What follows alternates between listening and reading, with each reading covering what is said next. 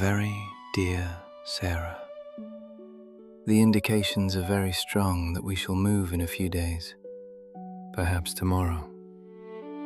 Lest I should not be able to write you again, I feel impelled to write a few lines that may fall under your eye when I shall be no more.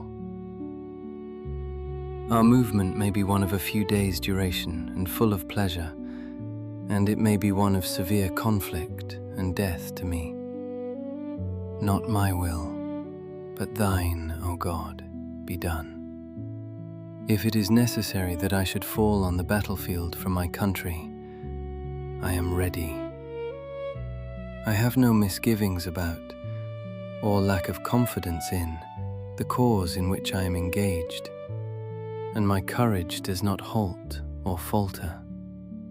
I know how strongly American civilization now leans upon the triumph of the government, and how great a debt we owe to those who went before us through the blood and suffering of the Revolution. And I am willing, perfectly willing, to lay down all my joys in this life to help maintain this government and to pay that debt. I have sought most closely and diligently, and often in my breast, for a wrong motive in this hazarding the happiness of those I loved, and I could not find one.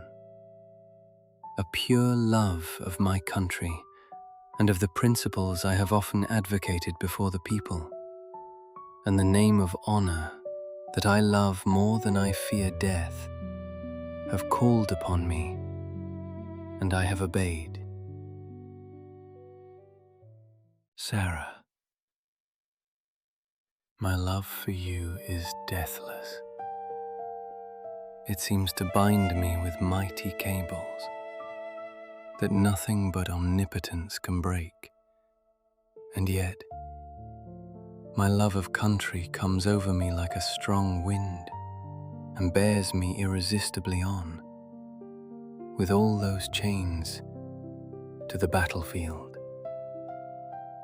The memories of all the blissful moments I have spent with you come crowding over me, and I feel most deeply grateful to God and to you that I have enjoyed them so long.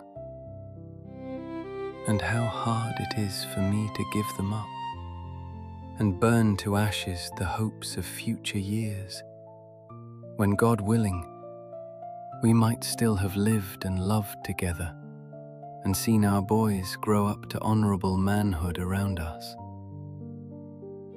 I have, I know, but few and small claims upon divine providence.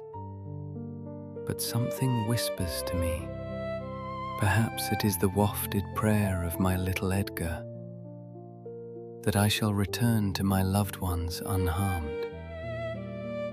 If I do not, my dear Sarah, never forget how much I love you, nor that, when my last breath escapes me on the battlefield, it will whisper your name.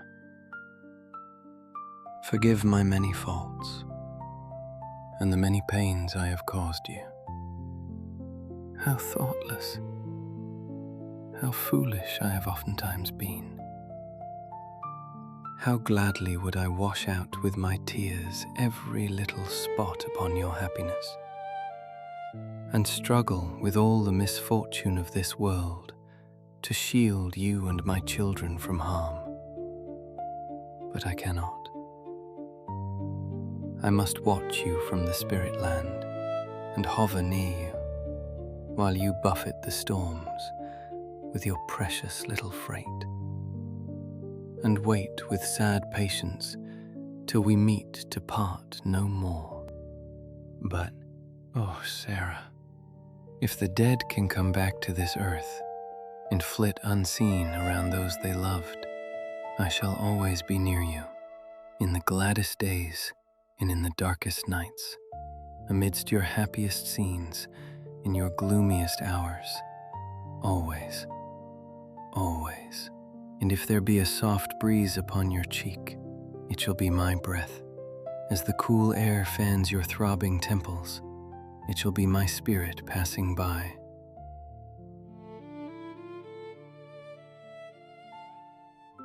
Sarah, do not mourn me dead. Think I am gone and wait for me, for we shall meet again.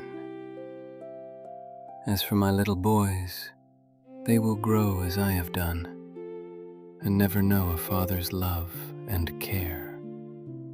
Little Willie is too young to remember me long, and my blue-eyed Edgar will keep my frolics with him among the dimmest memories of his childhood. Sarah, I have unlimited confidence in your maternal care and your development of their characters. Tell my two mothers I call God's blessing upon them. Oh, Sarah, I wait for you there. Come to me and lead thither my children. Sullivan.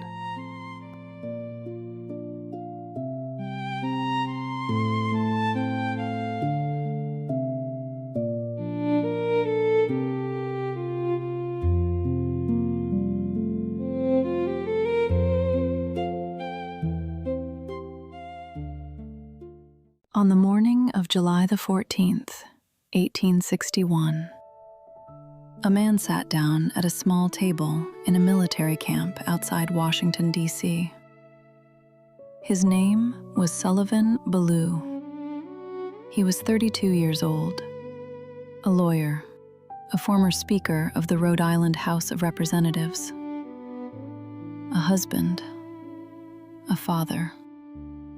He had two sons, Edgar, 5 years old, blue-eyed, the one who prayed for his father's return. Willie, 2 years old, too young to remember much. His wife Sarah was 24. Sullivan had heard they would march into battle, perhaps the next day. He was not certain he would come back. So he wrote that letter. He never mailed it. He left it in his trunk and marched. 7 days later, on July the 21st, 1861, Sullivan Ballou was struck by a cannonball at the First Battle of Bull Run. It took his leg. He died in a field hospital 8 days later. He was 32 years old. The letter was found in his trunk. The governor of Rhode Island traveled personally to Virginia to retrieve what remained of his soldiers. What they found was worse than they expected. Confederate soldiers had desecrated Sullivan's grave. His body had been burned. The governor gathered what remained and personally delivered Sullivan's letter to Sarah. Sarah Ballou was 24 years old when she received it. She read the words of a man who had written them 1 week before he died. She never remarried. She raised Edgar and Willie alone. She lived on $29 a month, teaching piano to other people's children. She lived 56 more years. In all that time, through all those years, every soft breeze that touched her cheek, she knew what it was. Sarah Ballou died in 1917. She was 82 years old. She was buried beside him. The original letter was never found. It probably went into her grave with her. She kept it until the end. Every soft breeze, every single one.